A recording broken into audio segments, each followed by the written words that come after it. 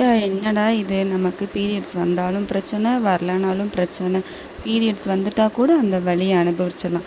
Periods வரலன்னு வச்சுக்கோங்களேன், நமக்கு வேறு வேலை எதுவுமே ஓடாதுங்க. மண்டையை போட்டு பிச்சுப்போம், கையில் கேலண்டர் இருக்கும், டேட்டை பார்ப்போம், டைமை பார்ப்போம். இவ்வளோ நாள் ஆகியும் வரலன்னு ஒரு குழப்பம் இருக்கும். இனி நீங்கள் அதை பற்றி எந்த கவலையும் பட வேண்டாம். நான் சொல்கிற விஷயத்த மட்டும் ஃபாலோ பண்ணுங்கள். ரெகுலராக ஃபாலோ பண்ணுங்கள், கண்டிப்பாக பீரியட்ஸ் வந்துடும். வாங்க இப்போ நம்ம வீடியோக்குள்ளே போகலாம்.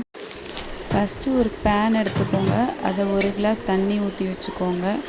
இன்னொரு கிளாஸ் தண்ணியை ஊற்றணும். 2 கிளாஸ் தண்ணி 1 கிளாஸ் ஆகிற அளவுக்கு நம்ம அந்த தண்ணியை நல்லா கொதிக்க விடணும். அதுக்கப்புறம் அதை ஸ்டவ்வில் வச்சுட்டு அது சூடாகிற ஸ்டேஜுக்குள்ளே நம்ம சாமான் அரைச்சிடலாம். மிளகு, சோம்பு, சீரகம் எல்லாம் அரை டீஸ்பூன் போட்டு ரொம்ப நசுக்காமல் உலக்கையில் லைட்டாக அது உடையிற பதத்துக்கு வச்சு நுணுக்கிக்கோங்க.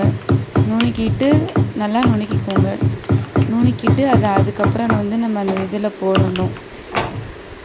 இந்த அளவுக்கு நுணுக்குனா போதும். அதுக்கப்புறம் அந்த லைட்டாக தண்ணி கொதிக்கும் போது அதில் அதுக்குள்ளே போடணும். லைட்டாக அது நல்லா கொதித்து வரும்போது அதில் நம்ம இஞ்சி 4 துண்டு போடுற மாதிரி இருக்கும். இஞ்சி நல்லா போட்டால் அது இருக்கிற அசடெல்லாம் வெளியே எடுத்து கொண்டு வந்துடும். இதில் ஓமம் போடுறவங்க ஓமம் போட்டுக்கலாம். நல்லா இந்த மாதிரி கொதிக்க விட்டு கலர் நல்லா சேஞ்ச் ஆகணும். இந்த மாதிரி அப்போ தான் அதில் உள்ள எசன்ஸ் எல்லாமே உள்ளே இறங்கும். ஓமம் போடுறவங்க நல்லது தான், கூட கொஞ்சம் உடனே எஃபெக்ட் இருக்கும், போட்டுக்கோங்க. இதை குடித்து 1/2 hour தான் இறங்கிரும். இப்போ இது நமக்கு தண்ணி நல்லா கொதிச்சிருச்சு. இப்போ 1 கிளாஸ் தண்ணி அளவுக்கு வந்திருக்கும். இப்போ நம்ம அதை வடிகட்டும் போது நமக்கு இந்த மாதிரி இருக்கும். இதை குடிச்சிங்கன்னா கண்டிப்பாக உங்களுக்கு 1/2 hour இல்லை 1 dayக்குள்ளே கண்டிப்பாக பீரியட்ஸ் வந்துடும்.